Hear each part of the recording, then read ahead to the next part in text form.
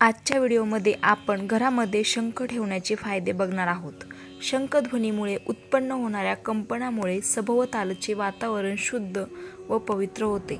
तसेच तो फुंकणाऱ्या व्यक्तीची फुफ्फुसाची क्षमता वाढून तेज व ओज वृद्धी होते।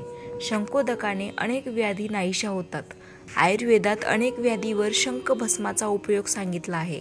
शंखात शुद्ध पवित्र पाणी भरून व्यक्ती वस्तूवर शिंपडल्याने दुर्भाग्य, अभिशाप, तंत्र, मंत्र इत्यादीचा प्रभाव समाप्त होतो।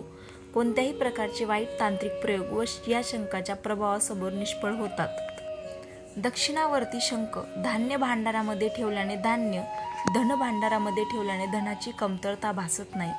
शयन कक्षामध्ये म्हणजे झोपण्याच्या खोलीत ठेवल्यास शांततेचा अनुभव होतो।